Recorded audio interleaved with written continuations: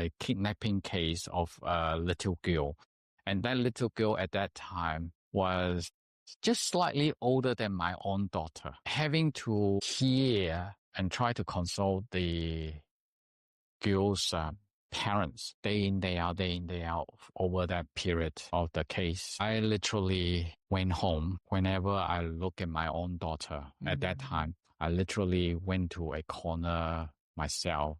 I tried to go to a room myself and cry.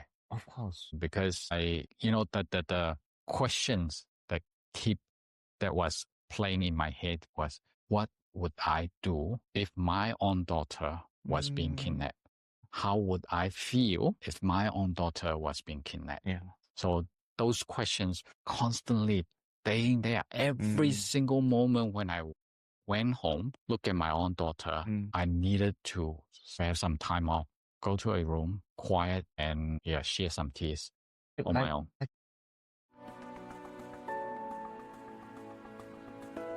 Ko Canada here te maunga, ko Region te awa, ko Raymond toku ingoa.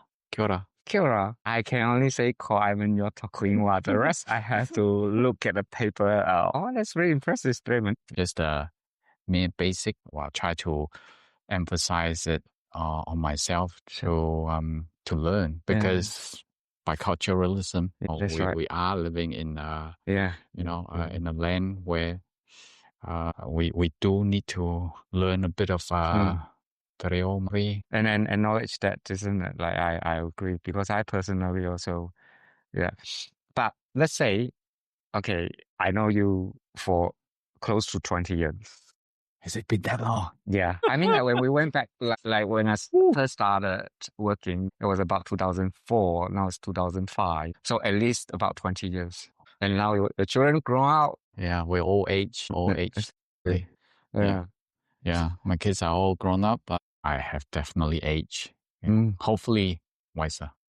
Yeah, I mean, first, you don't look like we both speak. Yeah, we're 50 years old. Yeah. You're a year older than me, isn't it? Yes. Okay. Yes, I am. Am a year older than you, but none the wiser. No, I don't think so, because I think for us, like we both are Malaysian first, and then we both came to New Zealand as an international student. You were very young when you first came to New Zealand. Was not even 18 when I came here. Yeah. So I came here because I've got a blood uncle that used to, he's residing in New Zealand, and my blood uncle was telling my dad at that time, what's going to be for my future after secondary school in Malaysia. And my dad was contemplating whether to send me to Singapore or to New Zealand. And then my uncle said, okay, well, why don't you come to New Zealand? Because New Zealand back then, 20, 30 years ago, was so rural, so quiet and all that. And my uncle said, I'll be able to focus more on study. The rest is history. So I came over to New Zealand together with another family. I only just met them briefly at that time and followed them on a plane and came to New Zealand. And my uncle picked me up from the airport and drove me back to his in-laws' place. And along the way, I think he took the Aotearoa, and I thought, wow, they look like the indigenous people back in Malaysia. When I attached to them, I thought I needed, because the whole purpose of me coming to New Zealand was to learn to be independent. Yeah, that's right. So after a couple of months, and I moved out and started flatting with some Malaysian as well. Fortunately, Malaysians, and they were all working people, and I was the only one that's still studying. And so I learned quite a bit of craft and skills from them, how to be independent, learning how to cook. From learning how to cook, how to wash my own clothes, and having to help out with the chores of the house, having rosters and that sort of stuff. So, and even back then when I moved out, the thing that I wasn't able to, was kind of like a cultural shock, was the fact that most shops or supermarkets didn't open on the weekend. And they shut about 4, 5 in the afternoon. I was shocked. And I was... When I first came to New Zealand. Yes. And I was thinking, what holy happened? hell, what happened? You know, is there some sort of rules that says that they can't open after 5 or on the weekends? I was shocked. Yeah, that was a huge shock for me. It was 2001 when I first came to New Zealand. So for me, was a real adjustment. Same. How Malaysia was like. You could go out any time of the day. You can just find somewhere to eat. You can still shop somewhere, look at things. Even supermarkets or shopping malls, they open until 10 p.m. Over here, 5. Everything's gone. I went to, in fact, on a few occasions, I went to some shopping malls and suddenly realized, how come the front gates was closed? And the only thing that was open was, I think at that time, McDonald's or KFC. The rest was everything shut. No lights, nothing. And I thought, did I come late? And look at my watch and no, it's still pretty early. Yeah. Because obviously back then the accessible to like internet was terrible as well, and you wouldn't find this sort of information online anyway. Do you remember where you lived at the time?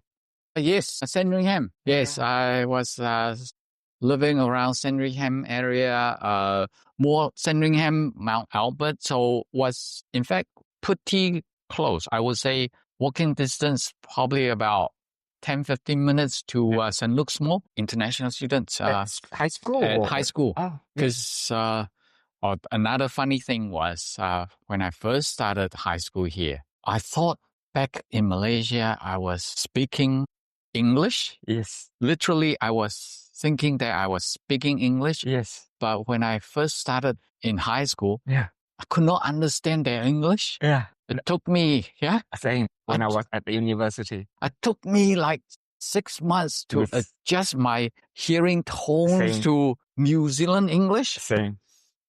And well, I mean, yes, from back then until now, this whole sort of 30 plus years journey, New Zealand definitely has changed quite drastically to me, in a better way. Look at these days, even in Auckland, 2 out of 5 people in Auckland were born overseas. And then we have like way over 200 ethnicities in Auckland itself. That's right. So that has enriched Auckland as well as the whole country. I hope, I sincerely hope, because we can only advance by interacting with others. If we don't open up, when I say we as in New Zealanders, if we don't open up the country to learn, to absorb or to upskill, then, New Zealand can never go beyond what they hope to achieve.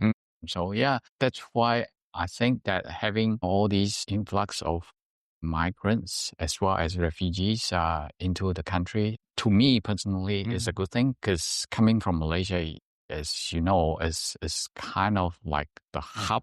You have so many migrants that coming to Malaysia to reside in Malaysia because of the low cost housing or affordable, more like affordable housing, and then as well as multicultural, multilingual country, and which is attracting a lot of people. But you're from the... Well, if you look at the geographically, I'm coming from the East Malaysia. East Malaysia. So it's on the island, Borneo Island. I come from not so big city. It's a city called Miri. Okay. Yes. And I was born in a different city, but pretty much I grew up in Miri. And I have lots of good friends and families members, still back home. And your parents, My parents are here. They've been living in New Zealand for the last, I would say, 8 years. Okay. Yeah. My mom in particular enjoys the weather here. Yes, it can be cold at times during winter and all that, but overall, she enjoys the quietness in New Zealand, particularly in her home. And both my parents surrounded with really good neighbors around them. And which to me, being the eldest among my siblings, as you know, especially for the Malaysian Chinese, I personally feel that, I need to take on that burdens. I need to take on that responsibilities. I need to make the efforts to try my best to look after my elderly parents, just to set examples for my children. Not saying that they have to look after my wife and I, just the fact that, I would say that's the Chinese virtue or the Malaysian Chinese virtue, I want them to carry on, perhaps if they want to, their traditions, and also like festive seasons and all that sort of stuff. We don't celebrate a lot of them, but they know quite a bit about some of the Chinese festive seasons.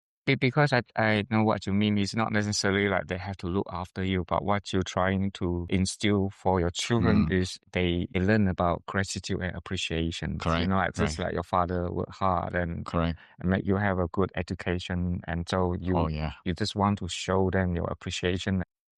Yeah. And my parents, in fact, adore my children a lot. Because they are the only grandchildren for my parents. I never grew up with grandparents, but I believe the best kind of love that you get from unconditional love is from your grandparents. Oh, yeah.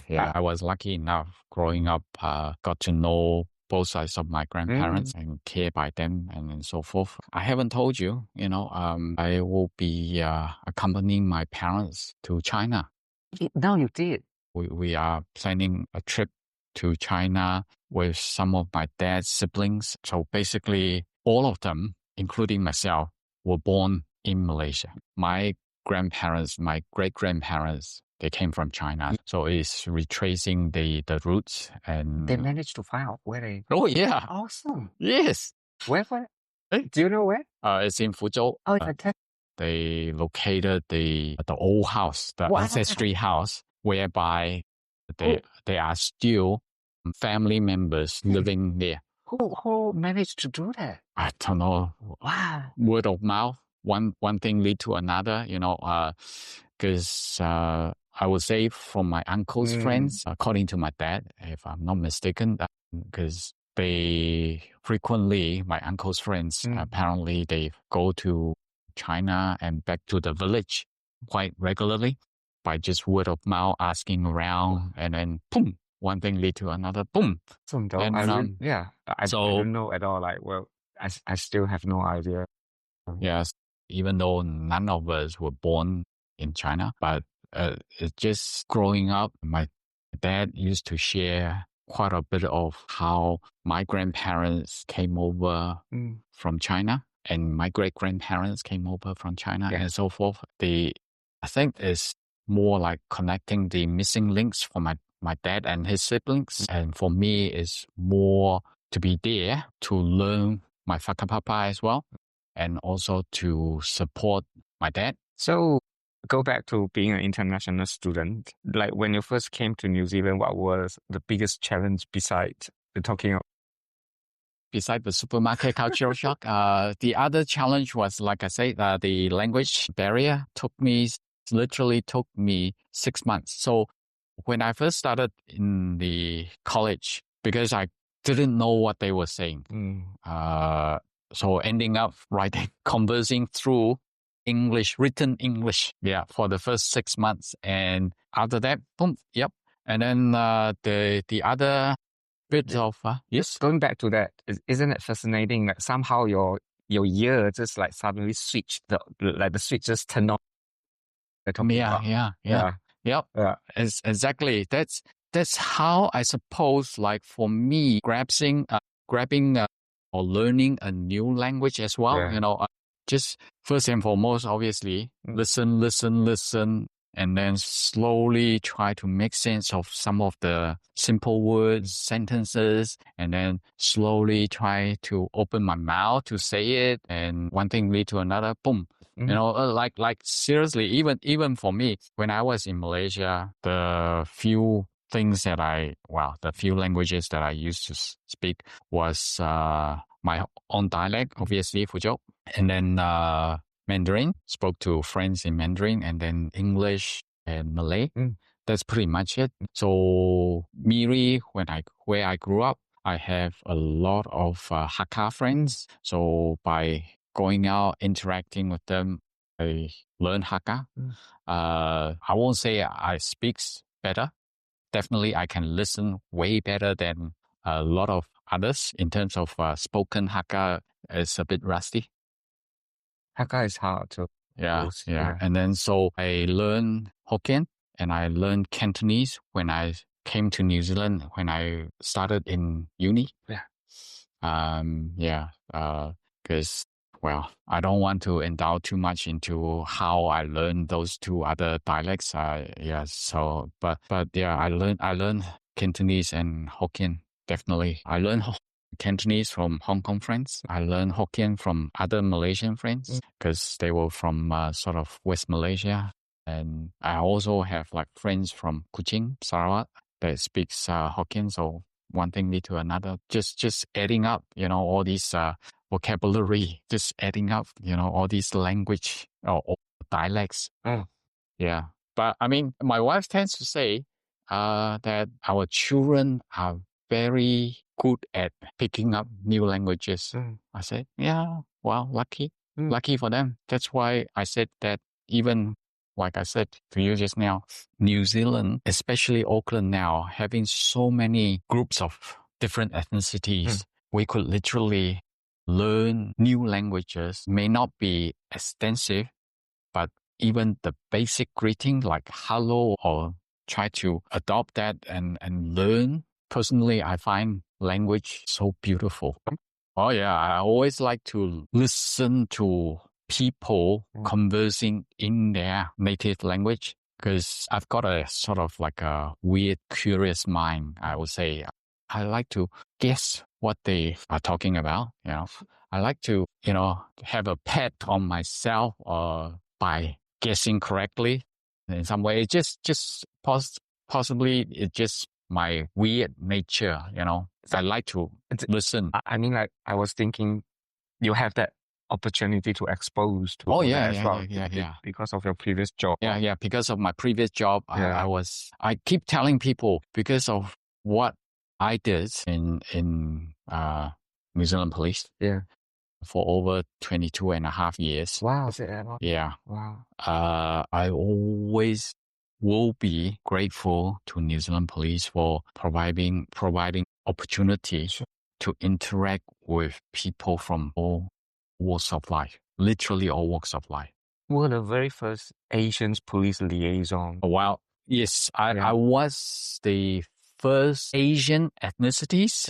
First full-time Asian liaison officer in the whole of New Zealand Police. When was it? 1901? Or no, 2003. In fact, I started in the police, working in the intelligence group, and then 2 years later, I applied for that position, and I got that position. So yeah. First, you were working for the police intelligence. Yeah, in the intelligence group. So I was just working in there as one of the many analysts. Cool. Yeah, well, yeah. That's why I said, even until today, when I talk to people, I always say, tell others, I am truly grateful for the opportunity that I have had and the experience that I have gained through New Zealand Police. Even until today, I still have some really good friends that are still serving police officers,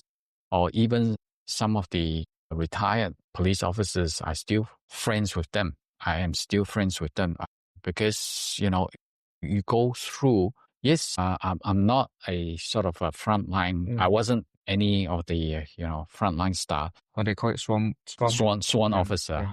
So I was a civilian, non-sworn employee in the police. Getting to know them, interacting with them, hearing their stories. Policing is, I would say, even until now, policing is tough. I know. I agree. It's, to me personally, it's a respectful vocation, but it's really tough. It's really tough. Especially New Zealand police. Yes. Mentally, you need to be able to overcome a lot of issues, Yes. So also, you need to be physically as well as psychologically resilient. Because it's not like other country where you can use violence or where you can resolve, but here there are human rights and all that. They have a lot of limitation, yet they still have to do their job. Yes. Yeah. That's why I have a lot of respect for my ex-colleagues. Every time when I get the chance to catch up with them, before I depart, I usually say to them, stay safe. Yes. Yeah, that's the only thing that I can wish them, stay safe, because you never know when they put on their uniform, when they go out and deal with people, they are literally putting their lives in danger, at risk, and try to sometimes, it's quite mentally challenging. Yeah, I mean, I don't have the cut to be a sworn officer, but I am, even until now, I am very grateful to have that opportunity to work in police for so many years. What are you even getting? Like what drive you to apply for the job? Let's see. What was your degree when you finished uni? I did, my undergraduate was majoring in statistics and operation research. So the intelligent analyst role that I applied for was try to utilize my statistics background. So I applied and I waited for quite a few months. I literally forgotten about the job that I applied for, and then received a phone call, and they said, are you still keen to come in for an interview? And and I said, yeah. I went in, and later on, when I got the job, so it was just one of those job ad that I applied for at that time. And when I got that job, there was this inspector said to me, there were a lot of people applying for it, way over that time. I think he was saying that way over 200 people applied for it, and they interviewed a few, and they selected me because I would say one was the skill set. The other number two was the personality that they see. Wow. Just from there, it's just kind of just progressing. I didn't even know that was your, I thought you were like the police liaison. I didn't even know. Oh, no. So from there, the intelligent analyst, there was internal, and after I started working as an analyst, they advertised a permanent full-time Asian liaison officer, the first one for the country, and I applied for it, and I got an interview. I think, if I wasn't mistaken, they interviewed about 3 or 4 people.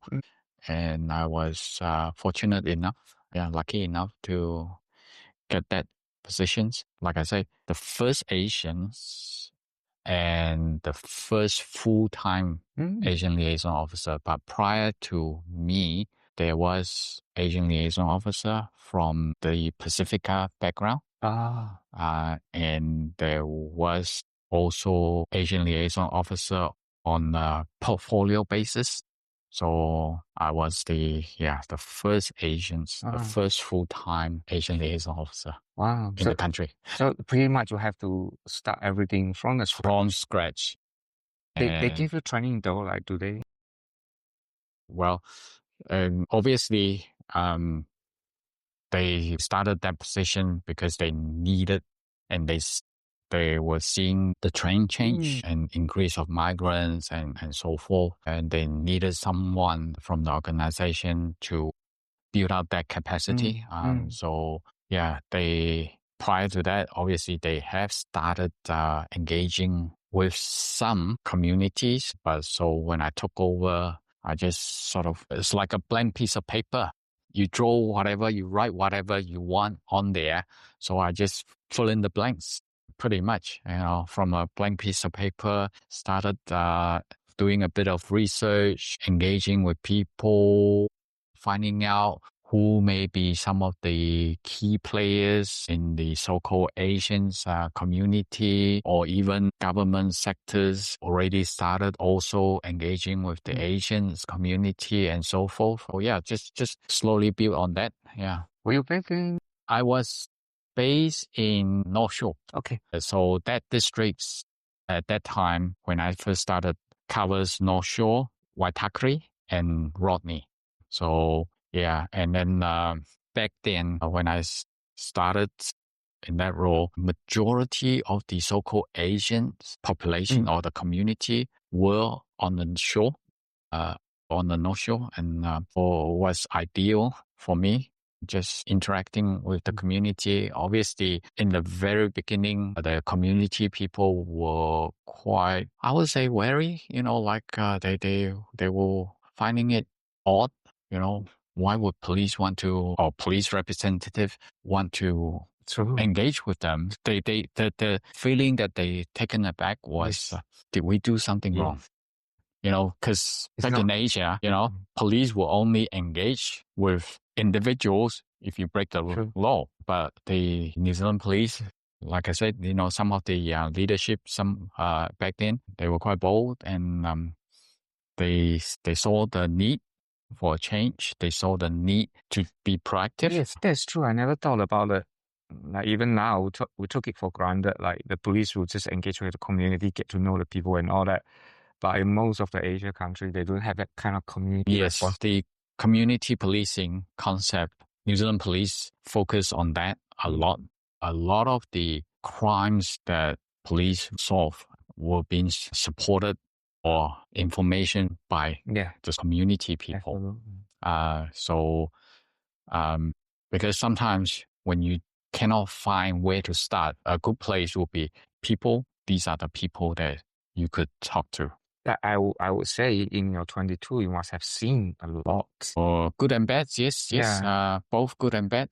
Because I work in mental health, so I've seen a lot of mental health issues presented. And so I'm very acutely aware about the mental health situations or what people gone through, because you have to respond when they need someone from ethnic background. It pretty much could be anything. It could be as simple as to do a bit of translation or interpretations, down to comforting them because of the traumas that they face. So, I mean, I was never legally trained in counseling, but I learned along the way how to just be there, listen. That's hard.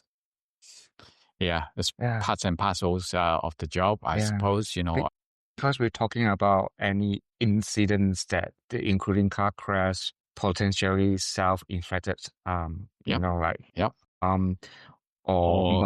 Yeah. So that's why I said, for police officers, they need to be physically and psychologically resilient.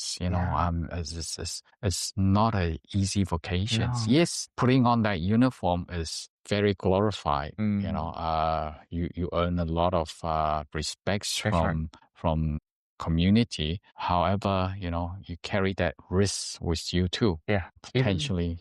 Even for you, it's like 24/7. Yes, true. Because I used to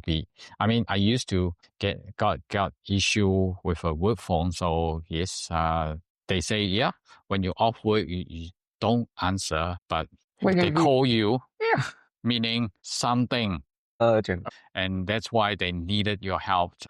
Would you be so cruel and say no? And say I already finished you. my work hours, Yeah. for the day, and I Yeah. don't want to listen to that. You can't because it's important. That's why. Yes. And then also because someone needed you Yes. to speak English or whatever reason. Yeah, for whatever reasons. Yeah. So I suppose like having to, Sure. having to be able to speak some additional language, Yeah. as well as dialects. Yeah. It kind of helps in some way to alleviate or try to combat or help out some of these trouble or some incidents at times, Can I ask you, because like, of course people utilize police. It's not because they celebrate, it's because they have some trauma or situation they need to handle. And you seen a lot more things than common people have. Does it mean that you appreciate life? Yes, I do appreciate life even more. I mean, I could just sort of briefly touch on incidents that I was helping out. Was about a kidnapping case of a little girl. And that little girl at that time was just slightly older than my own daughter. Having to hear and try to console the girl's parents day in, day out over that period of the case. I literally went home whenever I look at my own daughter at that time. I literally went to a corner myself. I tried to go to a room myself and cry. Of course. Because the questions that was playing in my head was, what would I do if my own daughter was being kidnapped? How would I feel if my own daughter was being kidnapped? Yeah.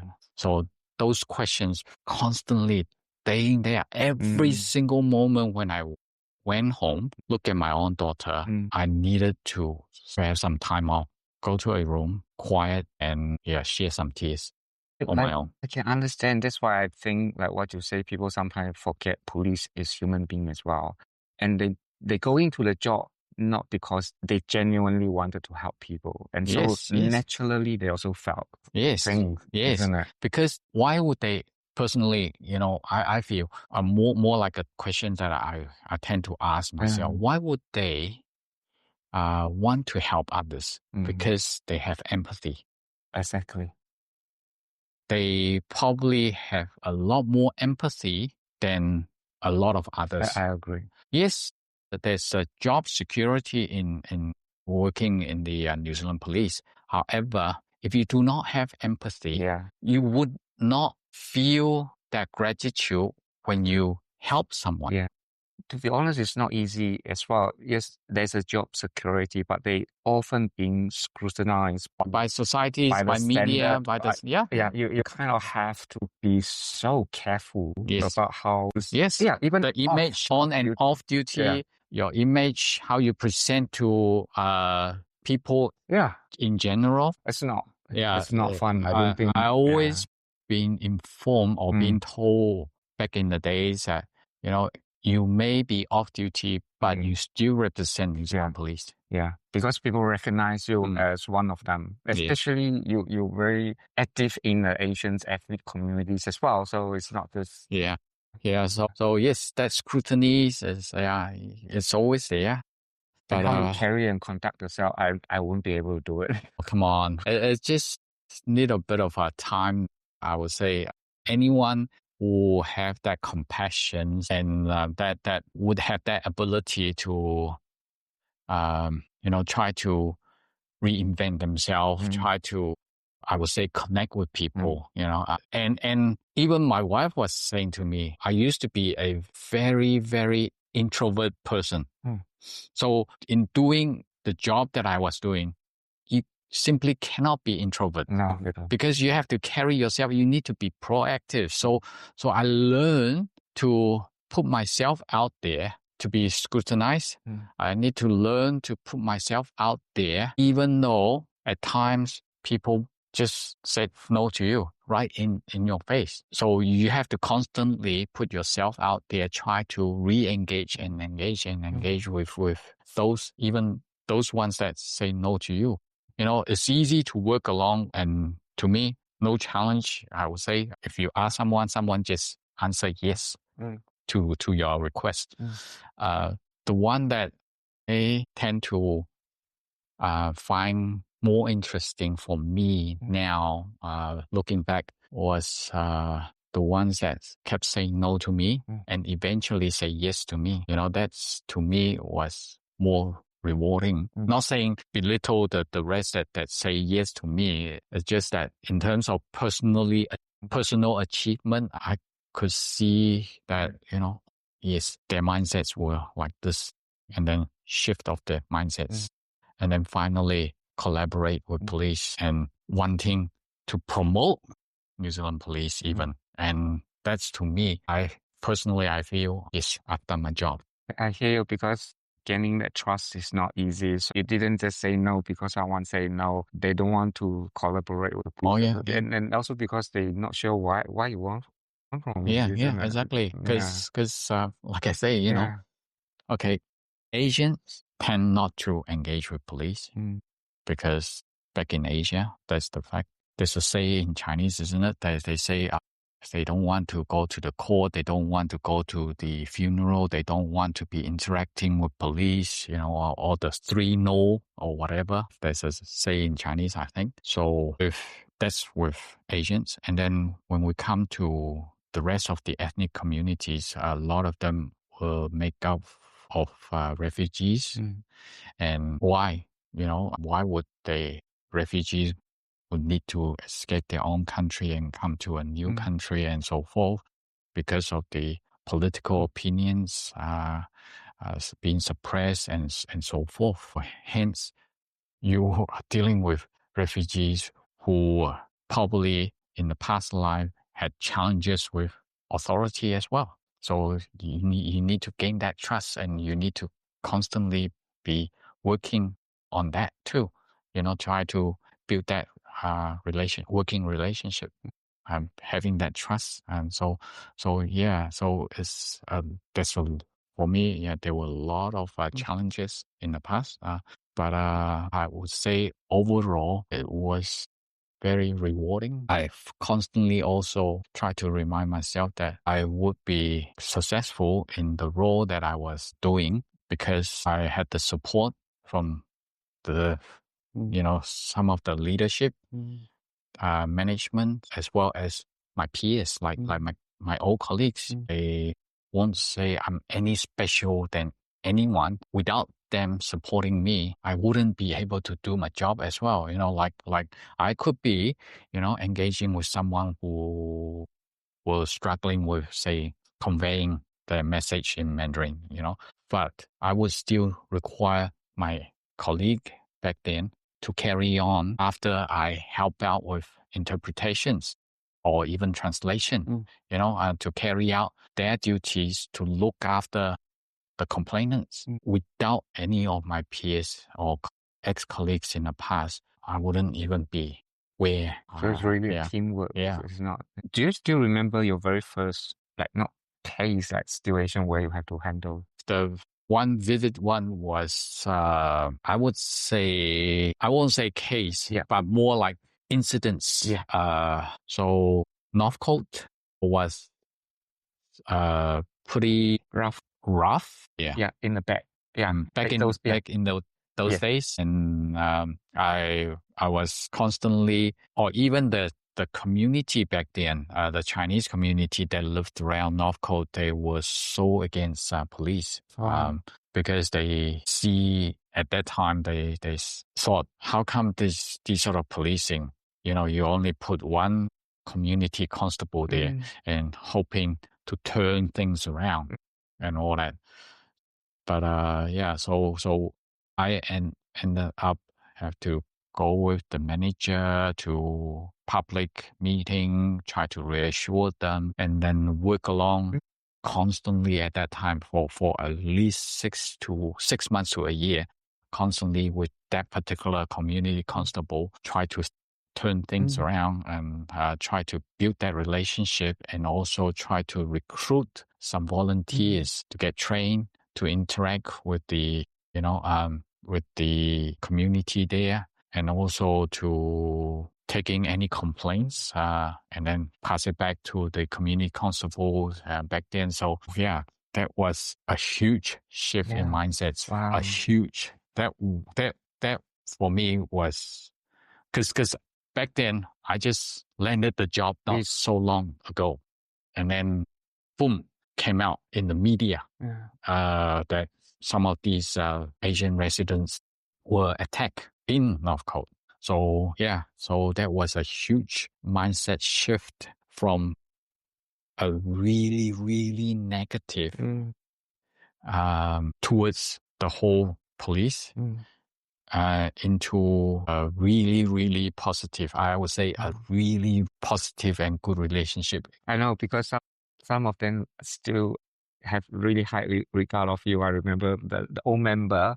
That was my old days as well. Like working with them, they speak really highly of you. Yeah, they know you very well. Yes. I spent a lot of time on that page.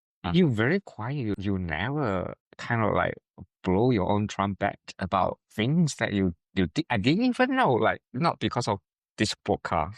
I probably didn't even know all this. No. I mean, come on. Like I said, I was only one member out of so many, over 10,000 employees within New Zealand Police. I was only one of them. And to me, like me, you're very quiet. Yes, over the years, I could have celebrated quite a bit of achievement. I don't know. I mean, it's just my nature, I suppose. So you really set the templates for how to work with the Asian community. I don't know whether I can claim that. So, because there's no one had done it before, and at the time you really work with, so you have idea how to work with them, how to gain trust, and then well, I mean, try and error, I suppose. If one thing doesn't work, find another solutions. Find other ways, other means to. And Raymond, we both know how hard it is when you're working with the Asian community. What I mean is they have high expectations. Exactly. High expectation, and then also social exchange, you have to do. Yeah, you have to. And quite often they would compare like the authority back in their own country, the standards that they had or the service that they had back in their own country to New Zealand. But was so how to handle this. So that's why I said just now, they couldn't believe at that time that they just put one community constable in North Coast and to he's look not after. even Asian, or he or she is not even Asian. Some of them can't even speak English. Correct. Yeah. So that's why we had to think smarter, look outside the box, look outside the square, try and error, do something and see whether that will come in flourish, and or if it doesn't, then what goes wrong in there, and then try to fine tune it, and then use the positive case studies and try to empower others or the new ones that comes in, and through those experience, whether there's failure or success, you just have to share with everyone, and then hopefully at times go past, they would find new ways to share their insights with you and so forth. It was just merit as well at the time, isn't it? If I didn't wrong do the method, it was just merit. Yes. I just got married. Not so long ago. And at that time, my wife was kind of in shock how much time that I spend on the community and how much time that I spend at home. Yeah, I mean, I suppose, you could call it pioneering, but someone has to do it, and just set the path for others. Hopefully, it will be a lot smoother path for others to walk. Do you think it's been improved, like over? Yeah, it has. In terms of the trust, between police and the community, yes, it definitely has improved a lot. There's a lot more trust involved, and and even to certain points where communities groups celebrating their events, they would invite police to come along to be to learn, to interact with other community members. It has, that collaborations, they actually do hope it remains, But whether or not it will, time will tell. Yeah. I suppose it depends on whoever that in that liaison team, how they see or how they feel, how they want to take things and progress things along the way. I personally believe that, yes, before I left New Zealand Police, before I resigned from New Zealand Police, I was one of the sort of a team leader. I always believe that everyone have good idea. Everyone can contribute. Even my staff at that time, I would allow them to make mistakes. I would allow them to bring in their ideas and work on their ideas. Because, I suppose it's also true that if you are in a position of comfort for too long, you only think of the ideas in group thinking. Yeah. So if you have staff that just come join in from external, like that, outside that bubble, they would have some more genius idea than you, correct? Yeah. Different age group, different generations. That's why I always find it very intriguing in the past with my staff, talking about how they want to build or extend that working relationship. I always find it intriguing, interesting. I suppose, like you say, different generation, different age gap. They will be able to share with me like how through whatever means of social media to reach out to the community group or even because all of us are being classified into different generations. I don't even know what my generation is. Is this a Y or Z or whatever, or X or whatever? Yeah, I can't remember. So the language that the younger generation use quite frequently, I wouldn't have a clue. They use a lot of acronyms and they use a lot of words that means this, but to me it doesn't, wouldn't even make sense. So having staff that comes in that would willing to share that knowledge with you, that's, to me, is empowering. Can I ask you something? Let's say based on your experience, like in New Zealand first, over 30 years, started from international student, and then also in the past experience working in the police force and seeing different problems and issues. If you can sum up some key theme for new migrants to take on board, and so that they, what would be some of the tips you provide? Personally, I would say stay humble. Yeah. Be willing to stay humble. Be willing to listen to learn. To listen as well as to learn. Because we don't know everything. That's right. Why do I say stay humble? Because obviously people that walk the path before us would have wisdoms, would have guidance that they pass on to us for a reason. And so it's good to learn that and then probably fine tune it to today's societies and carry on with that new path. People don't just lay the foundation for no reason. Yeah. So be humble to learn about it. Also to listen how the challenges people go through, the experience that people go through. Yeah. In some way, it's kind of tying quite closely with the Maori tikanga. If you go to any marae, you see all these pictures of some, respected Maori leaders, their portraits are being hanged and within the marae, and you see all these carving the pole, which pole represent what, and so forth. And so why would they have that? Assist until today is for the young ones to go in there to absorb that knowledge. And I know what you mean, because especially as a migrant, we only bring our own knowledge and understanding from our own country. And quite often, it's quite easy to use that as a standard to judge. But what you're saying is, be humble, because after all, this is not the same country where we came from. And there are some good learning here where things how being done that is suitable for here in the New Zealand context. Yes, in a very because we still want to preserve the green and clean image of New Zealand, and so nuclear free and so forth, and so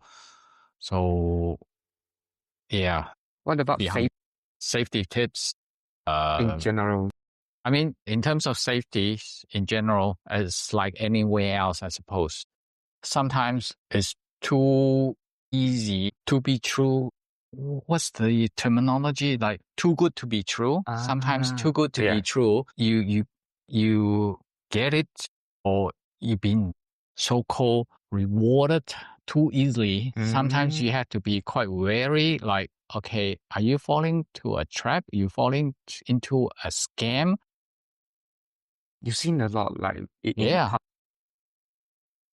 and also, obviously, like in terms of other safety, it's like even back in where I originally from, if it's dark and not well lit, you try to avoid. Exactly. It is the same everywhere. It's just common sense. But hearing you say that, like because that's what I understand as well. A lot of situations or robbery or whatever, people thought is well planned, but sometimes a lot of things were situation created because there's opportunity arrived. Yes. And then the person become the victim. As simple as, for me, when I was back in Malaysia, I would not put bags or whatever in the car and lock and park somewhere. Yeah.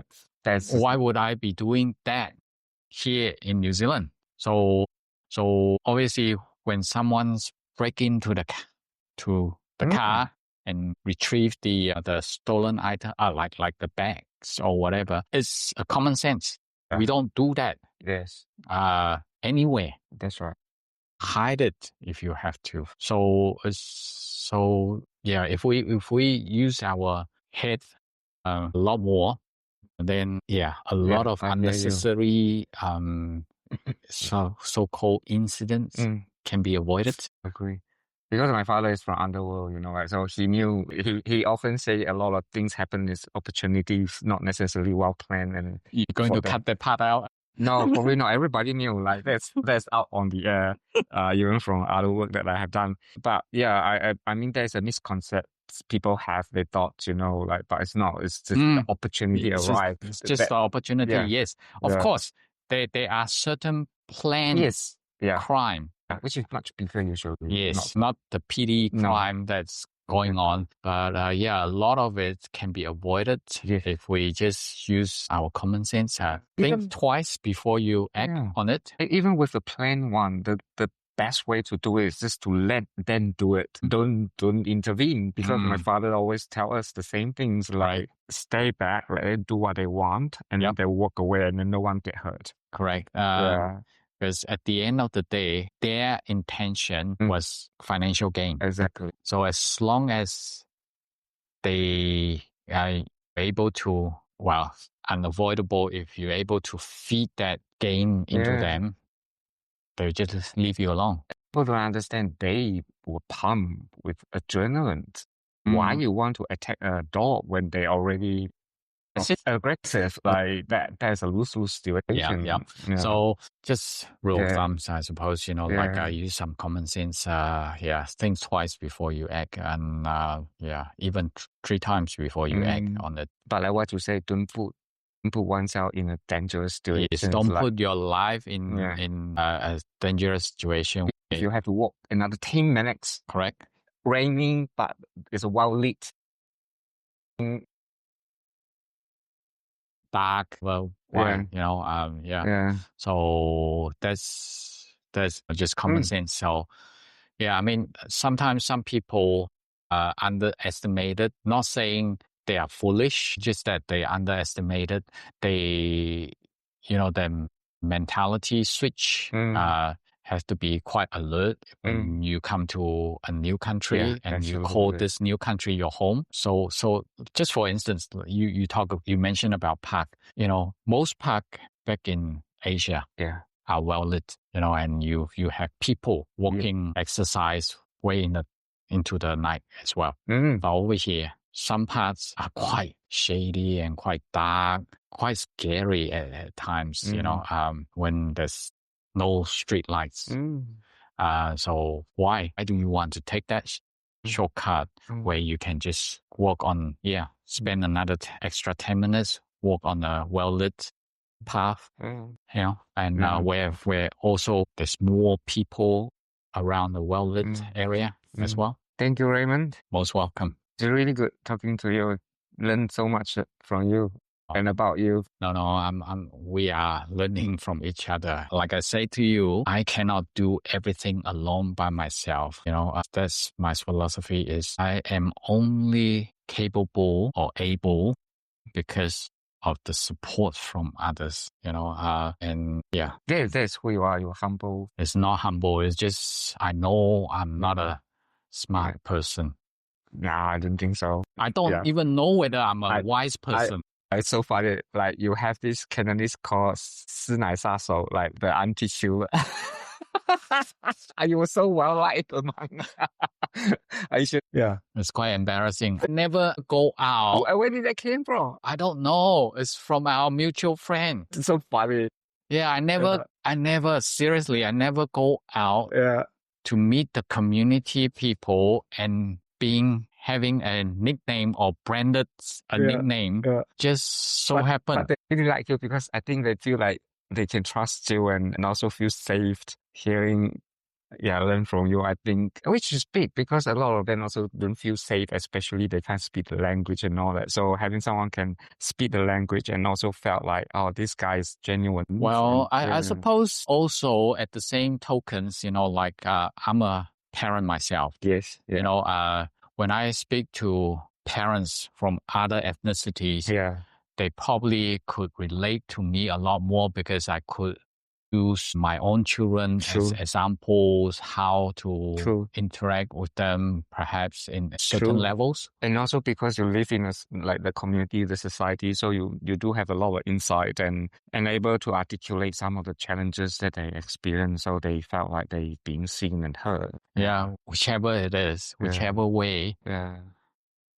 For me, as long as the message goes out to them, I don't mind. I don't mind being branded with this nickname, that nickname, whatever it is. Even if they wanted to brand me as the worst or the most fearful person in the world, as long as I was able to convey that message to them and they willing to participate.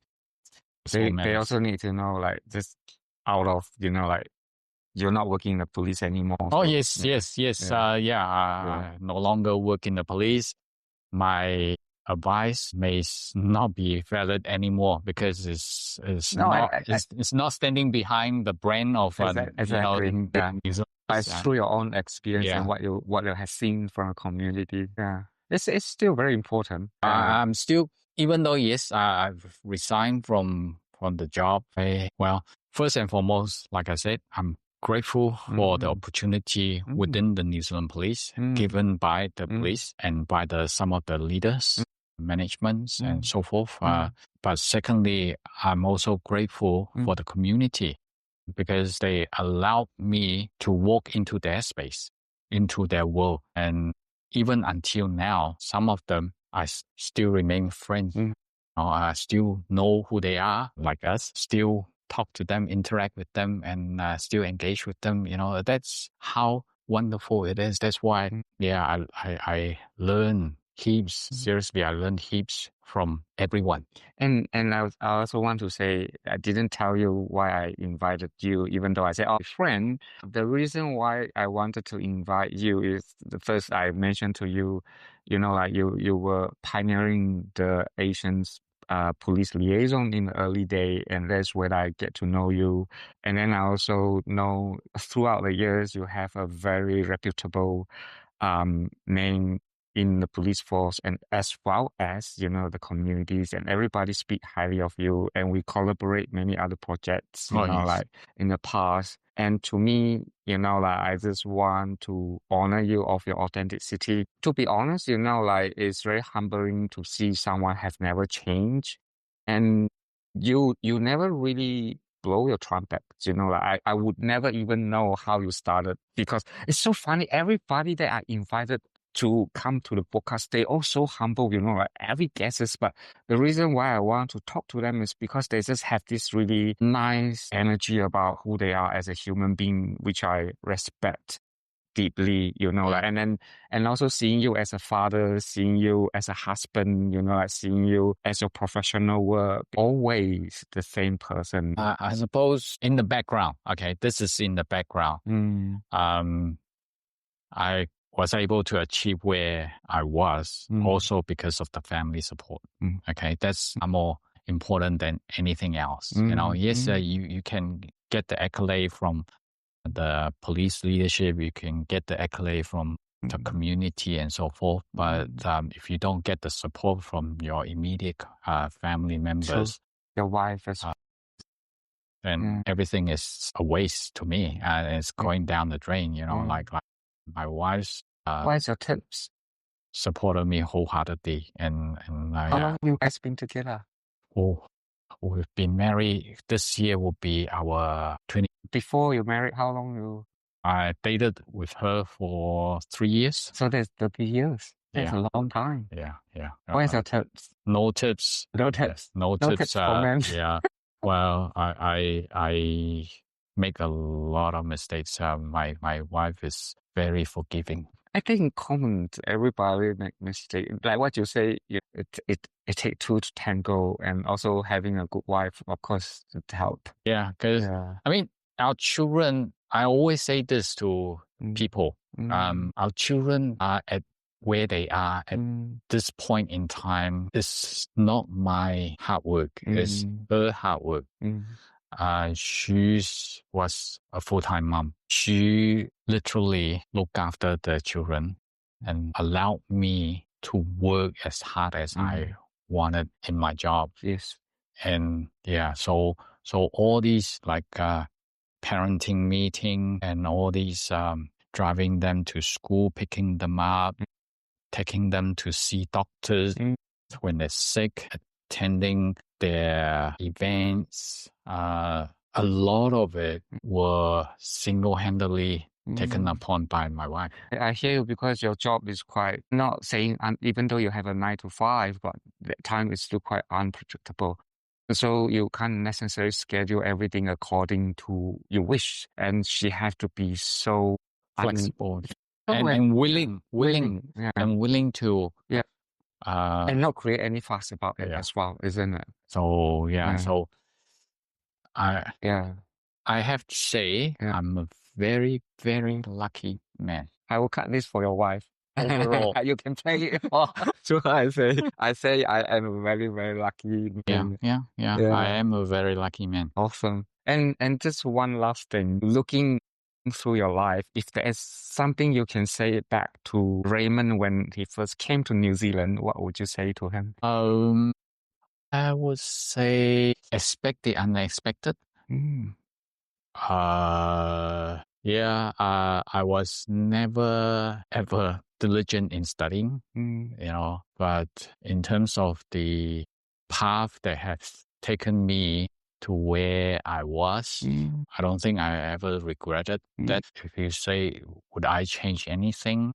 I would say no, because if I changed something, I wouldn't have met my wife, in life. Where is she from?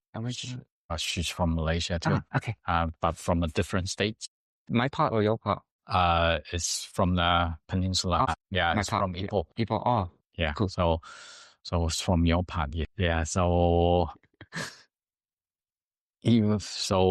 I wouldn't want to change anything. Yeah, if I had the chance to have like a time travel machine to go back, if I even alter anything in the past, it's perhaps, I would pay more attention in studying and so forth. But if I was taking that path and secure whatever different job or whatever, I probably wouldn't have come across my wife. But I like what you say, expect the unexpected. That's really good. You say that I will look at my life, I would totally agree as well.